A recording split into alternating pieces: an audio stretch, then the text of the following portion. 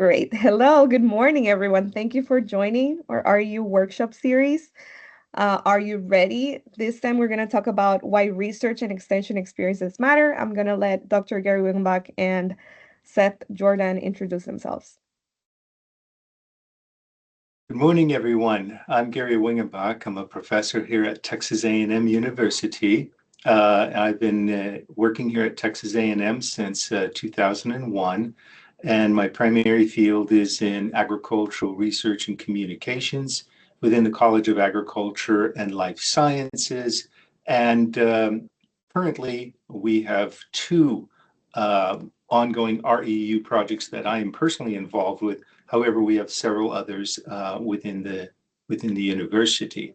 I'm glad to see so many people joined us this morning. Look forward to your questions. Seth? Yeah, I'll give everyone a proper howdy. Great to be joining here. So was a previous REU student, but currently I'm a PhD student in the Department of Agriculture, Leadership, Education, and Communication. I'm also, I guess, a non-traditional student in the sense that I'm also a full-time program coordinator for a disaster research center here at Texas A&M University. I focus on disaster resiliency and climate adaptation and the role education plays in agriculture and the intersections of those two things in promoting disaster resilience and climate adaptation. So excited to talk about how my undergrad experience kind of led me to where I'm at now. Excellent. Thanks so much, Seth.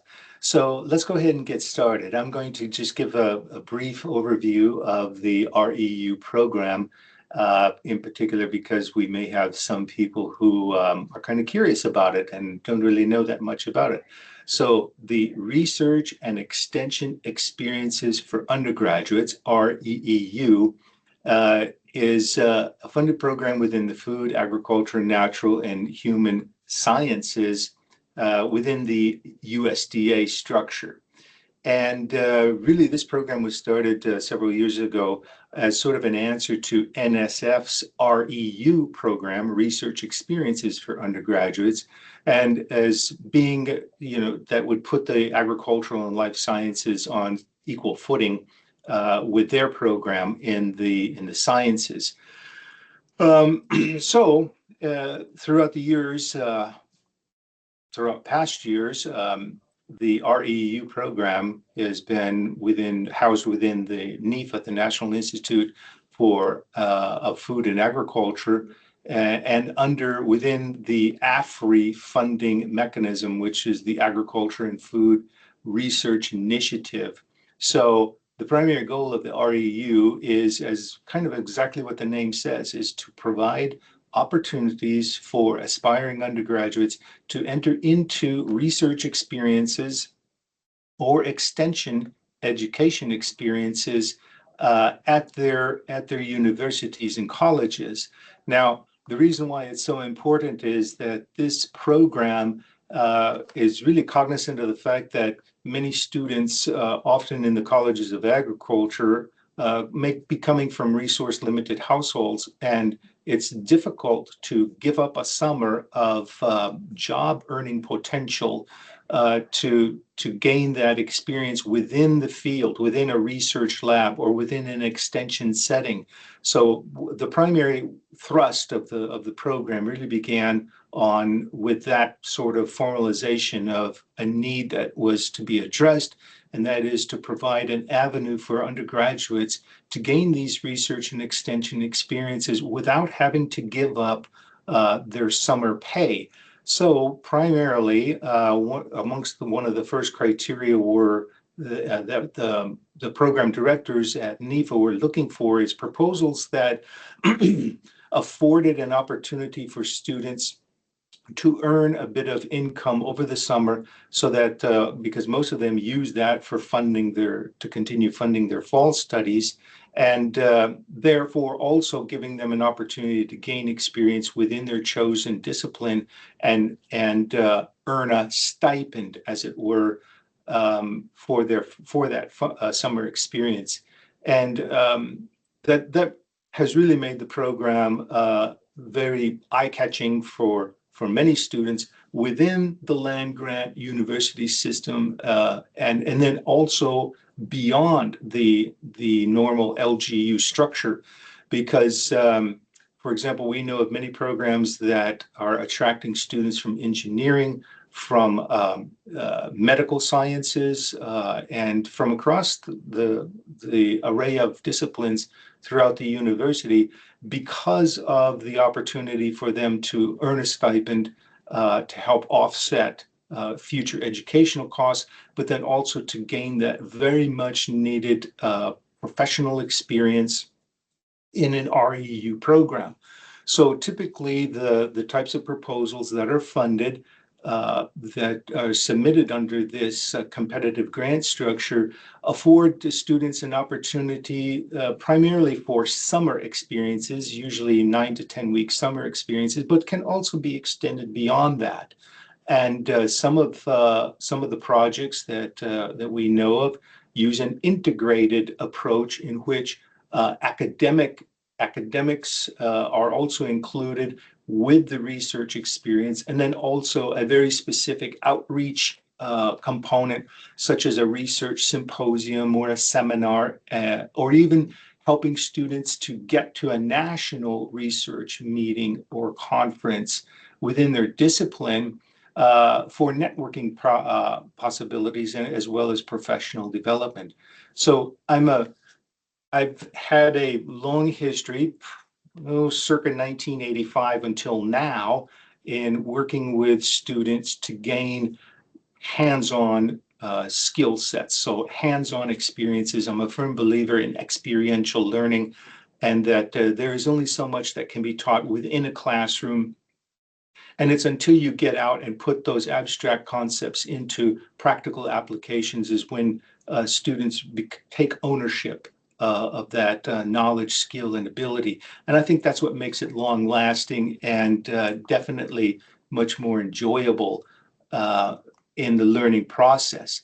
So I I think the REU program is, and both within the USDA and then also within NSF, the REU program, I think they are essential learning opportunities that inculcate amongst students a love and a desire for continuing their studies and or entering into professions that allow them to continue contributing as researchers. So today's talk kind of what it's going to be a little bit free flowing and centering around why these research and extension experiences matter for the undergraduate level.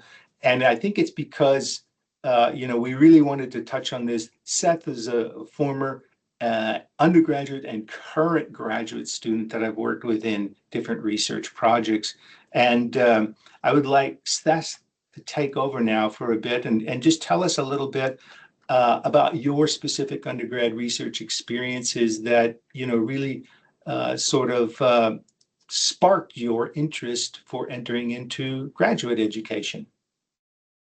Yeah, thank you, Dr. Wingenbach. And I think talking about that importance of experiential learning is I'm kind of a byproduct of that. So I echo that importance. So I guess I'll preface by saying I think I was around, this might age me a little bit, before REEUs existed. So I kind of did my research experience and actually also extension experiences more through like formal internships. So my actual undergraduate research experience was a part of my curriculum. So Dr. Wingenbach, I had a previous class before with him. Really enjoyed that class, and then he offered an undergraduate, I think it was in the spring of 2021. I was looking back to just get a group of undergraduate students together. I was actually not in the ALEC or ALEC department before. I was a agriculture economics major. But Dr. Wingenbach was like, hey, I know you're interested in ag education. You do have some of that data analytics skills. Would you want to join this research team? Going into it, I did not know the topic. I did not know what it was going to be about. I kind of went in blind because I was like, oh, this will be a cool, more experience-based class that I get to take. So I kind of went in blind. So I guess I'll probably talk more about that later of the importance of just um, getting in the room and just being there and learning, even though you're completely unaware of what it might be. But so I did that, and at the time we did a university-wide survey of students and their beliefs about international agriculture issues, also um, Eurocentric attitudes. So we were looking more at that. These topics for me were I was very base level. So reading the literature, it was way above my head, but it was interesting to see and kind of tie those concepts in together. And so we did data analysis and got, I think it was over 400 or 500 responses. So really good experience in terms of just getting out there and knowing what it's like to collect data. And then, to be honest, we collected the data and then the class ended, and all 6, 7 of us undergraduates in the experience just kind of walked away, and we're like, okay, I guess that was a fun experience. So that's great. And then I was like, I'm not going into research. I'm not interested in research. So I kind of went on a different path, got my master's in a more policy public administration, and then started working for the university. And there was always that little bug in the back of my head that said, I really enjoyed that experience. Why didn't I stick with that? Or why didn't I look more into that? So then I think it comes like fall of 20 or spring of 2023. And I approached Dr. Wingenbach again and I said, hey, I might be interested in a PhD. I'm still at A&M. Um, I am really interested in these topics that we kind of studied in our undergrad. And he was like, hey, remember that undergraduate research experience that you did? That data is still available and we haven't published it, we haven't written it up. Would you want to try and take a crack at that? So um, here we are now with two actually published papers out of that work, and I'm in a PhD program with Dr. Wingenbach as a mentor. So um, it wasn't as linear as this experience led to this opportunity that led to this PhD position, but it did happen over time, and I don't even know where I would be today if it wasn't for my undergraduate research experience. So that's a little bit about my journey, less about the skills that I learned, but more about just the journey itself. And so, Dr. Wingenbach, I think that launches off into a question I get to ask you. So, um, what makes undergraduate research experiences and these REUs meaningful launch pad for graduate school or even career skills? Yeah, great question. So what I see it really being a spark for is that most of the undergraduate curriculum, most of the undergraduate programs don't necessarily center around a research-driven outcome. Because amongst all of our disciplines, I think there's a common knowledge or the mindset that in order to qualify for that, you need to go into graduate school and become more focused on a particular research topic.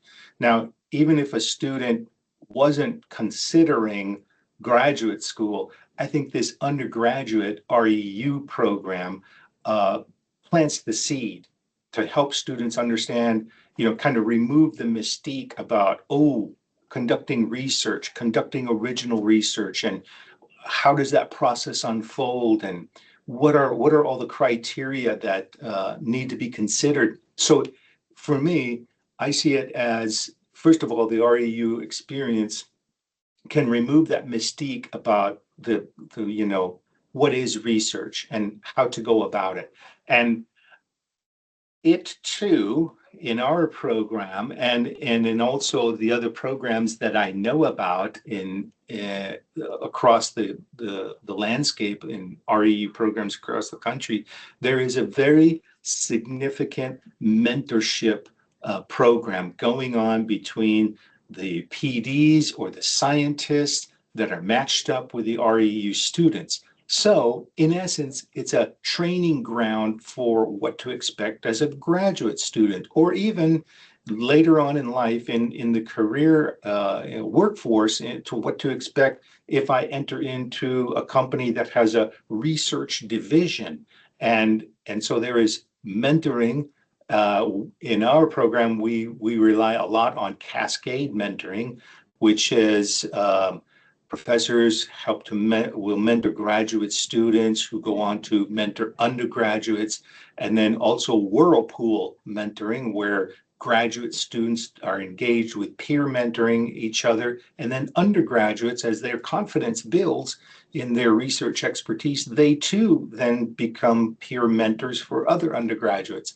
And so I like programs where you have that multiplier effect, where it's not just one individual that makes impact, but that everybody can make their own impact.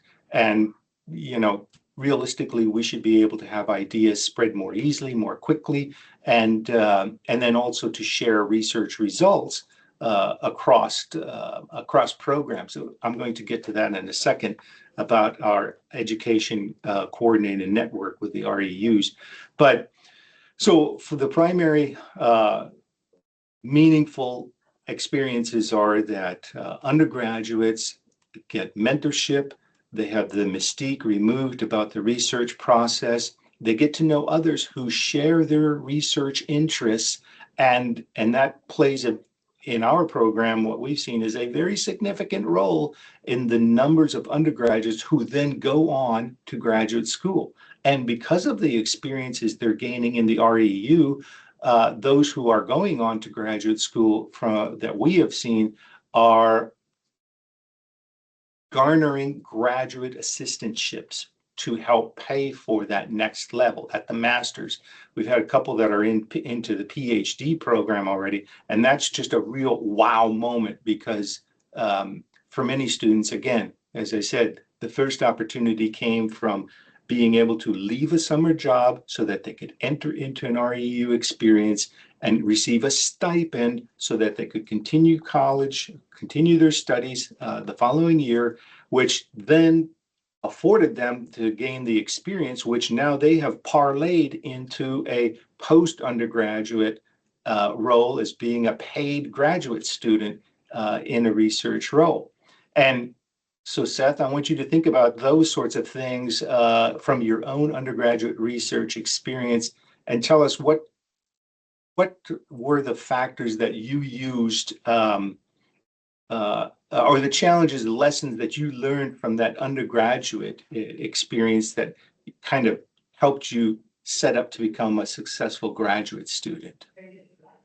Yeah, so the first thing that comes to my mind really is reflecting back on that experience, Dr. Wingenbach. You kind of threw us into the deep end and said, here, swim. So just that experience, that was really the first long experience where I really had to collaborate with others and work with others. So collaboration, critical thinking, those type of skills that are really deep and garnered through a longer experience. That was really my first opportunity to apply some of the skills that I'd learned in my undergraduate over like a 3-4 month period. So we were split up into teams, and we had 4 students that were working together to collect this data.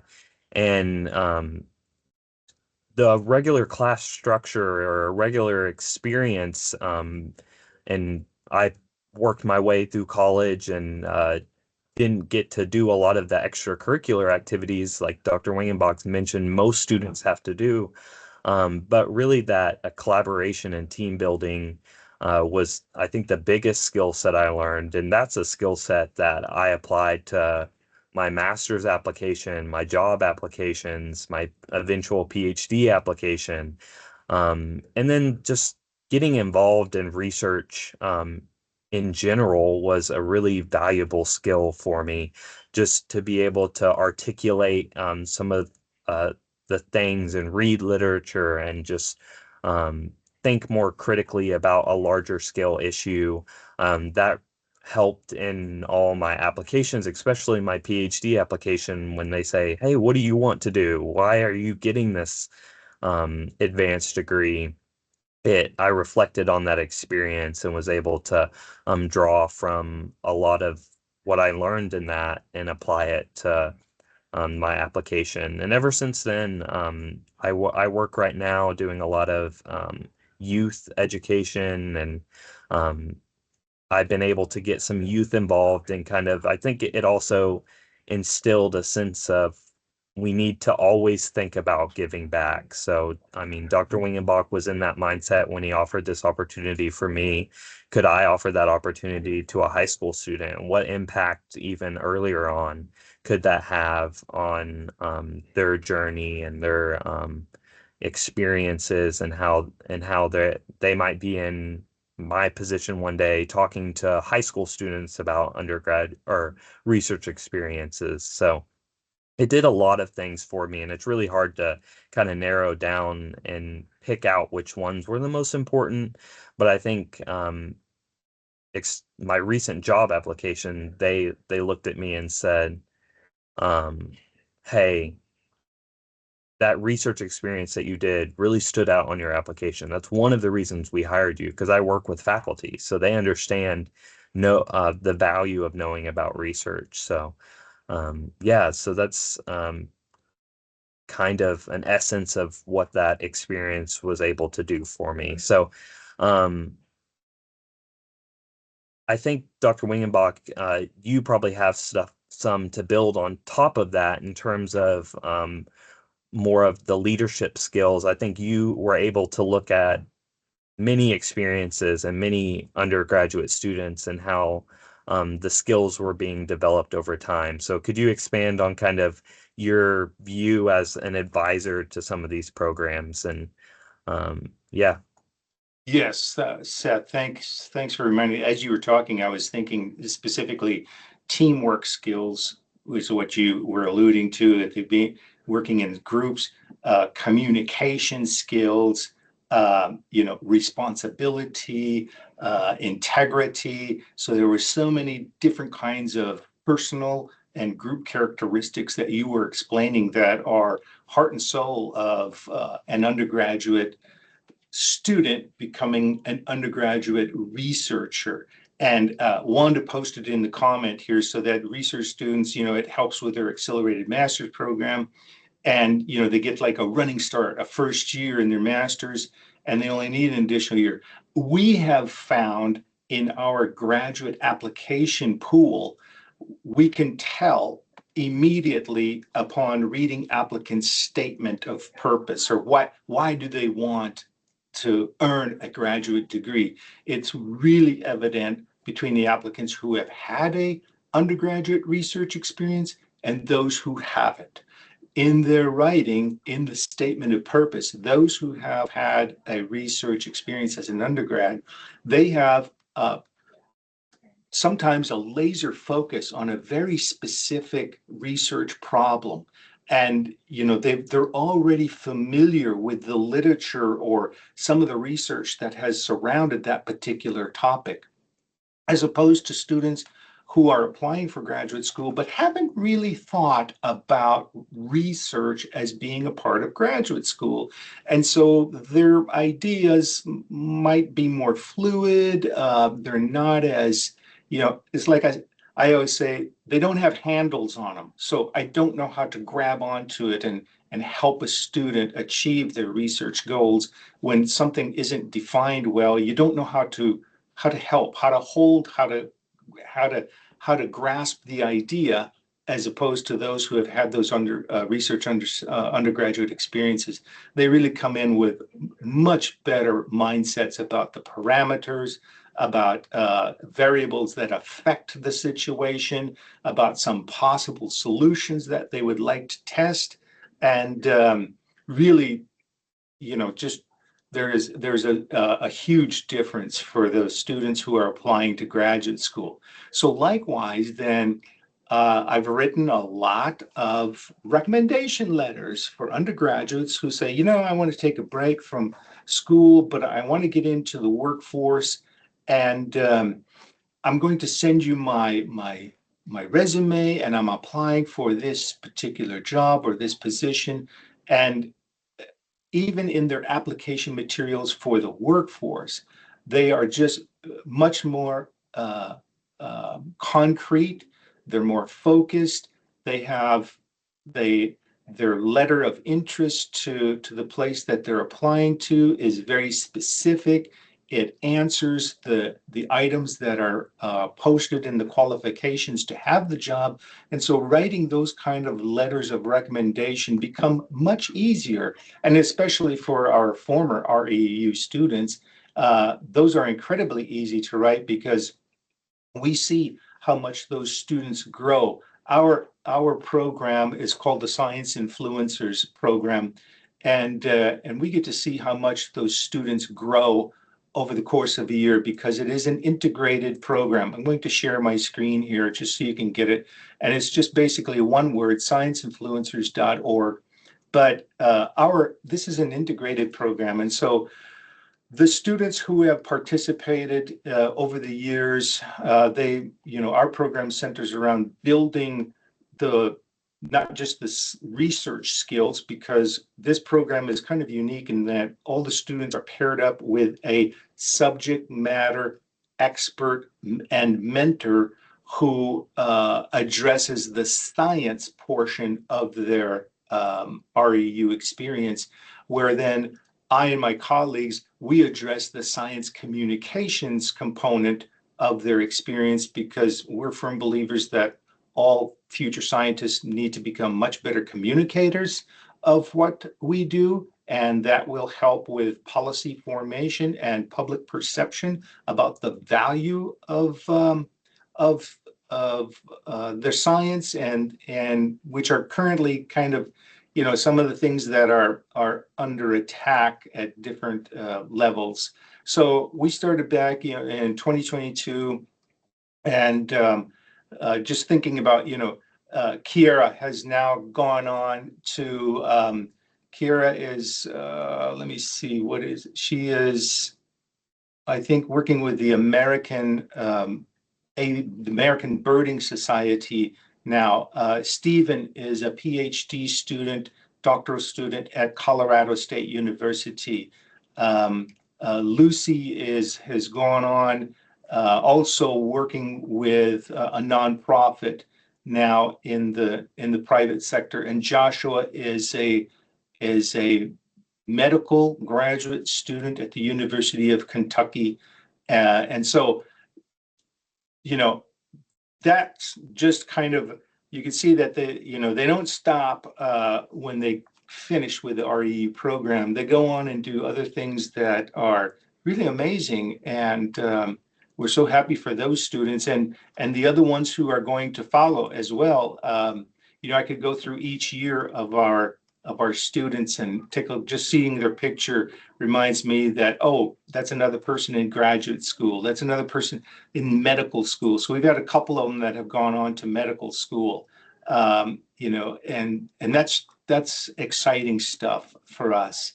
So, I think that kind of embodies it, that they really get that sort of confidence because our program is a year long. We have our students engage in reflective journaling, and so they get to we provide prompts every so often for their perceptions about how they're growing as a professional, gaining confidence in the scientific process, gaining confidence and practice in the science communication skills, but then also what are their expectations about becoming a scientist or becoming a researcher.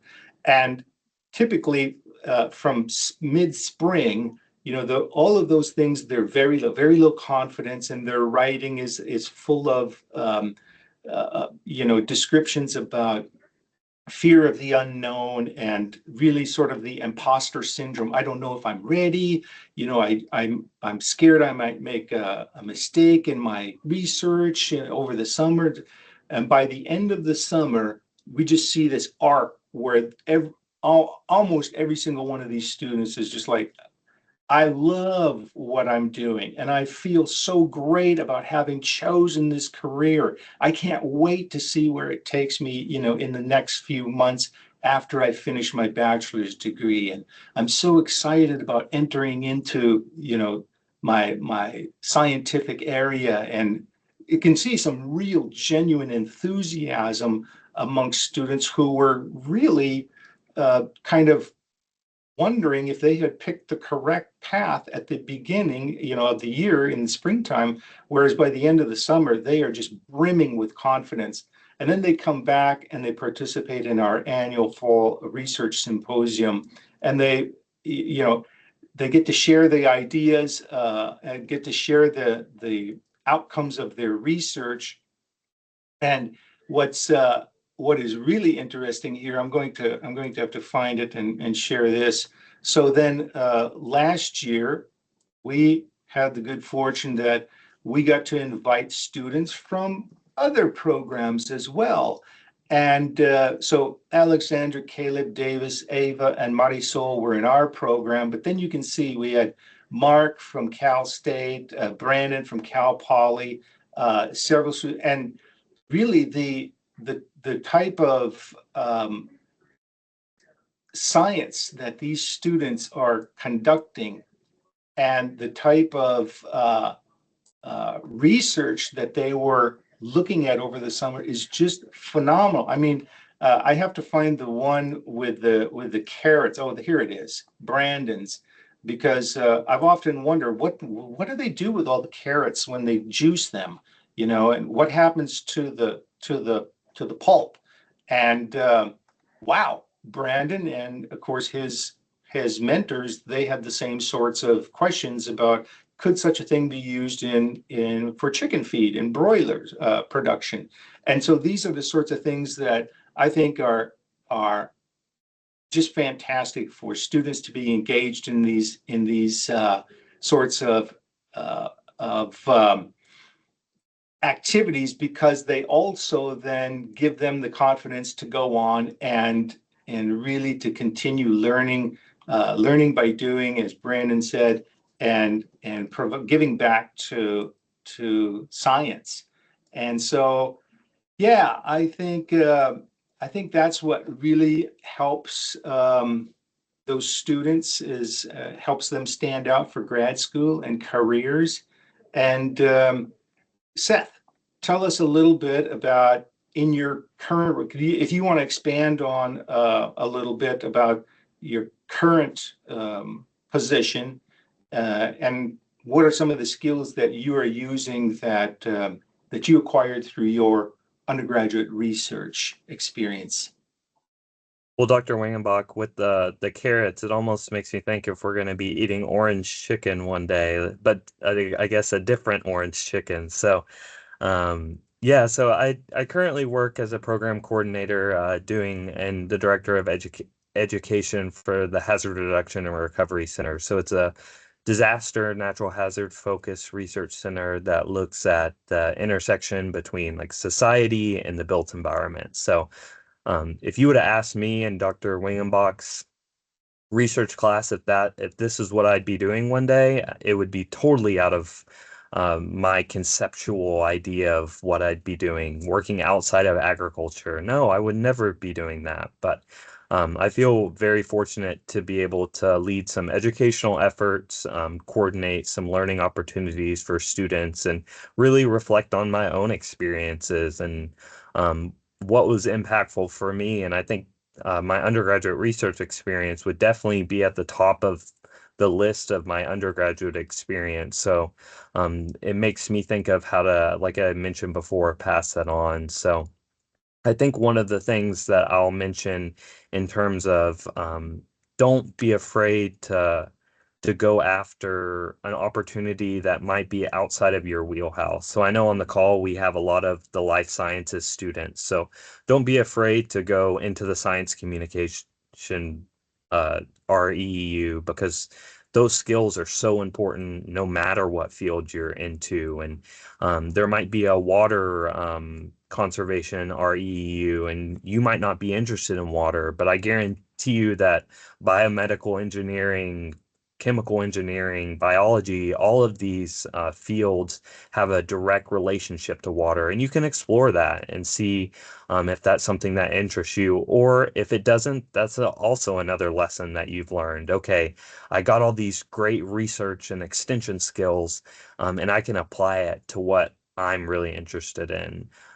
So I think your undergraduate experience is all about exploring things, trying new things, trying what's not for you. I went off and did a commodity trading internship that it wasn't for me, but now I know a lot about the uh, corn and soybean industry that I can apply maybe someday in my research. So uh, just don't be afraid to really look at these opportunities and look for opportunities that might not be in what you feel is your current wheelhouse, because that changes. It's changed for me multiple times. I finally feel confident in what I'm interested in and passionate about and want to study. So that's kind of my probably last take words of wisdom for that I could give to my younger self. But the journey is also great. So, and then Dr. Wingenbach, I know we probably wanted to leave some time for questions, so I don't know if you have any last final comments for the group. Yeah, so, and everybody, just hop in if you have a question, but I do want to save some time just to share a little bit about the REEU Education Coordinated Network, the REEU-ECN. And so this is another REU program, but its purpose is then to put together a community of practice amongst all of the programs and the program directors. And so you can use the links up here, of course, at the top, and find out about different programs across the country, what is going on, and what's the goal of the program. So one that I was looking at earlier in particular, because I think it's really fascinating, is the whole role of AI within the agriculture and life sciences. And just, as you can see, so artificial intelligence, even here, this one is in Mississippi State and it's specific to forestry, but there are so many wonderful projects that are going on through the ECN, and I encourage everybody to not only to take a minute to look through the programs, but then also to investigate what opportunities might exist at other universities. For example,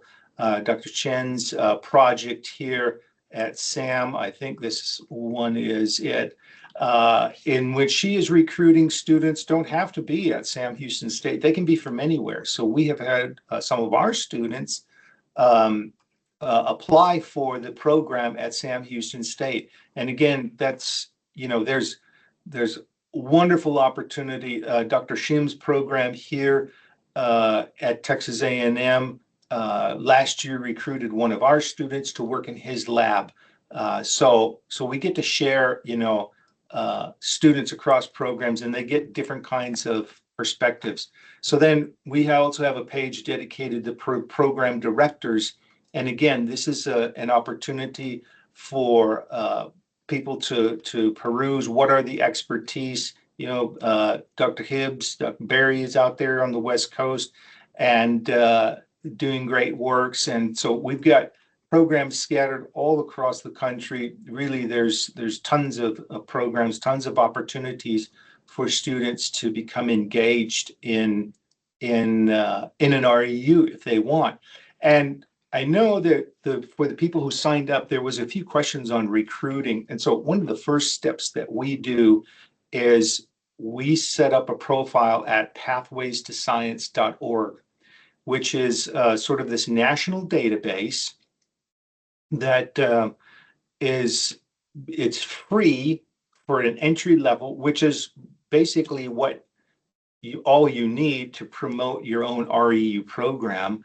And so we can say, all right, we want to search programs for ecology and evolution and find out if there's any STEM-based programs out there. And so immediately you can see that we get not just from universities, but also other organizations, American Museum of Natural History, and they'll tell you this isn't. You can see it's an NSF funded project, but we've had students. Here's an NSF REU. So there's all kinds of opportunities, and if we just simply said, okay, well, we want to look through the programs from the Southwest, or I could pick a specific state.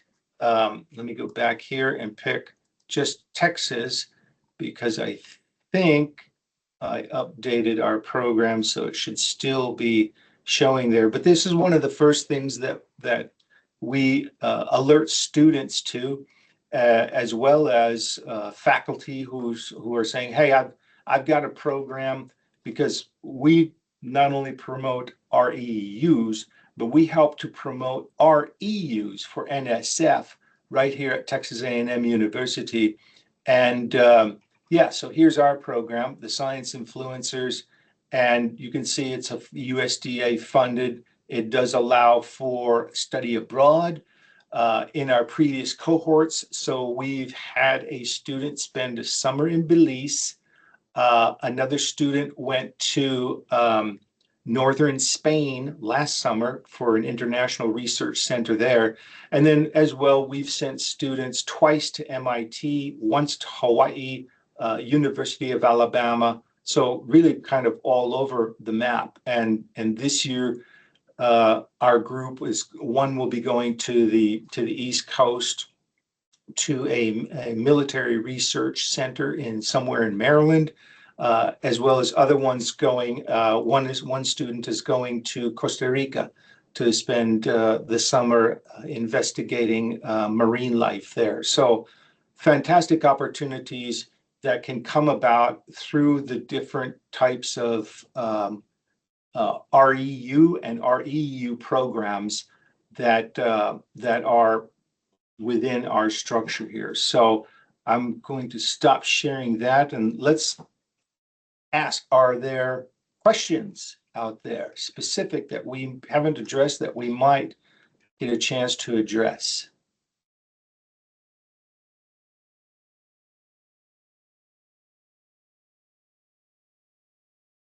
Seth, we stunned them. Yeah, I guess we talked about it all, Dr. Wingenbach.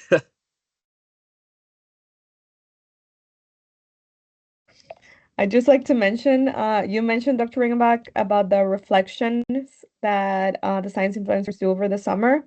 So look out for an article that will probably come out like by the end of this year that we're analyzing those reflections. So you're gonna have more information into what students reflect about and kind of like how this internship shapes their experience. And it's gonna be a case study of the science influencer. So I just like to put that out there because that just like gains a little bit more insight into like why these experiences matter so much for undergraduates, for them to Yeah. prepare for their future careers. Yeah.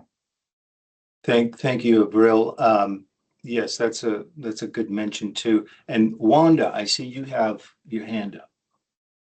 Yeah, I was just wondering if there are any updates on the RFPs for any additional REEUs, and where we might find those and what those dates look like, or if anybody is amending their wording in the current situation for obtaining REEUs. Yeah, great questions. So we have had no updates yet in terms of the release of a new competition. I think everything is in a state of flux at the federal level within USDA programs right now. However, I know that they are working on restructuring some programs, refocusing some programs that I think will maybe come back around and could be in a different form. So I don't think the REU program is going to go away just because of its importance and relevance within agriculture and life sciences research. It might come up as a different name. It might come under a different umbrella. Maybe it is moved out of NEFA and comes under a different agency. However, as far as educational programs and research within undergraduate programs, those have traditionally always been held within the NEFA umbrella. So I don't think that will be moved out. It's just, as far as we know right now, there is a pause, a holding on releasing any RFPs except for some very specific programs in agriculture that are pure research centered and do not involve students. So I have some colleagues who are, researching very specific commodities, cotton to aquaculture, that have their RFPs have been released, and they are frantically submitting ideas to that. So I know that there's movement there. We don't know what date a new RFP will come about. In terms of wording and stuff like that, I haven't heard of any sort of changes along that nature in terms of current programs. There are a couple programs that have been paused, and their activities have been put on hold. Again, don't know the specific reasons behind that, and so we'll have to just wait and see. Again, that it may be relevant to, a particular focus that a program had, or it could be relevant to, the year in which the funding is now at. But I'd be speculating if I were to hazard a guess there. So I just won't hazard a guess. My belief and my hope is that the REU program will go on, and it will be released soon, or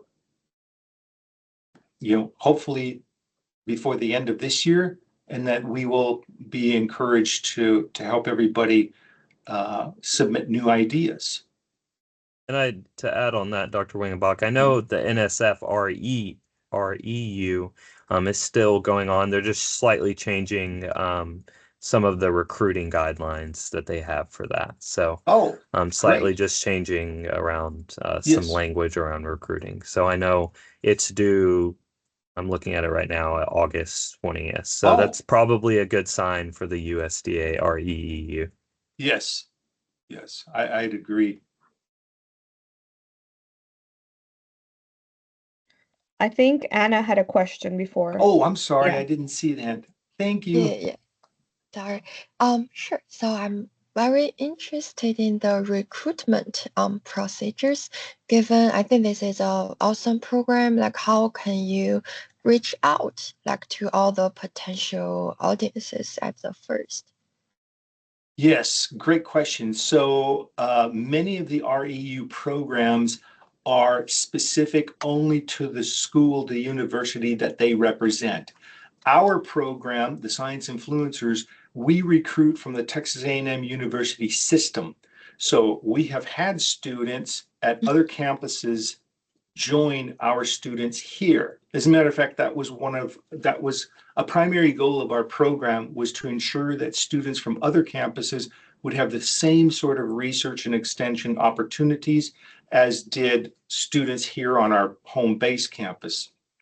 So every cohort, we have from 1 to 3 students at other campuses, Corpus Christi, Galveston, and Laredo, Texas A&M International University. And in particular, the connection with Laredo has become really important to us because it has helped us recruit students for other programs where we also provide for paid internship experiences, and we get students from Laredo because they know about the success of our REU program. And so we use system-wide advertising loops. We have student emails. We have advisors identified at each of those schools. And early in the fall, typically we send flyers to those schools, and we send announcements that can be posted on their internal student email listservs. And then as well, we do, I don't know what kind of the proper term, but we do, like, I call it covert marketing, where we can send just a digital image that gets posted on the student's computing system, so that when they sit down at the computer, before they log in, there's these screensavers floating around. And typically they're for student organizations. And ours is, get paid for summer, learn, research, and get paid for it. And it has a QR code, so students can snap that with their cell phone, and then automatically it takes them to our page. And that's a really good way for them to become aware of it, because it's popping up in the environment that they're using. Because we know students don't typically read bulletin boards, and they have no use for paper, so if you send something on paper, it probably won't get read. But if you send something on, a cell phone, that will get read, or if it's a digital format. So that's what we're trying to do, is help students become aware of it. And now that we are in our fourth cohort, the word of mouth has spread dramatically. So, we try to get 7 to 8 students a year, but we're averaging maybe 38 to 50 applications for those spots. And we do a lot of heavy recruiting at the beginning of the school year, because our application deadline is mid-October. That gives us enough time to review applications, and then we do a screening process. We have rubrics that we use to see if students have met certain criteria, in particular their science background, how many science classes they have taken, and also if they have taken any communication classes. So that kind of narrows the target a little bit, so that we see typically our best applicants are sophomores or juniors, because we've had some good freshmen, but they're a little uncertain and they lack some of the science background. They're uncertain what role research would play for them. So sophomores have kind of figured that out, and then juniors are really good. And then, of course, seniors, because we have a year-long program, it's difficult for them to complete all the activities.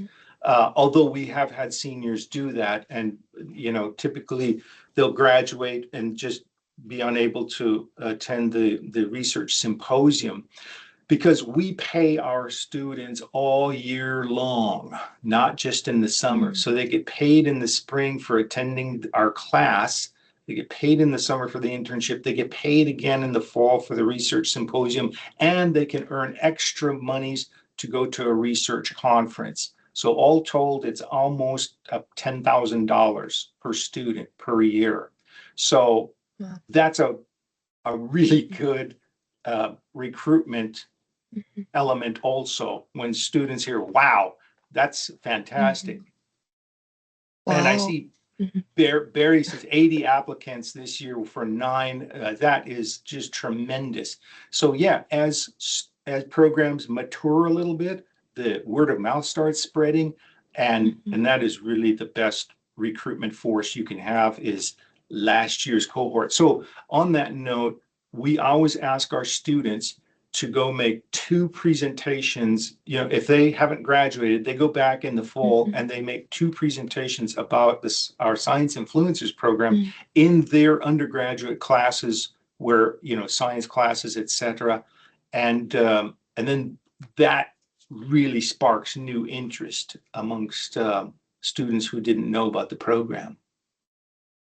Wow. so impressive because yeah, I'm currently helping my advisor recruit undergrad research assistants, and we saw like lots of reluctance and they didn't know a lot about research. So I think the information you provided is very helpful that we can tell like those potential participants that it's not only about graduate school, it can help with your work, job application, like you can get a Yes. recommendation letter, all those. Yeah, so I would love you to share like a flyers or something so we can learn from you how to you recruit the materials. Yes, Yeah. and so we've we have an internal sort of sharing system amongst the REU ECN members where we share those sorts of things. But yeah, definitely I can let's meet sometime to discuss that recruitment aspect. Yeah, thank you so much. Yes. Are there any more questions? If there are no more questions, then I would like to thank the speakers. That was great. And then for the rest of the people, this will be a recorded meeting. So if you want to spread the word and be like, okay, this was a very useful workshop, look at it. It'll be recorded. It'll be in our channels.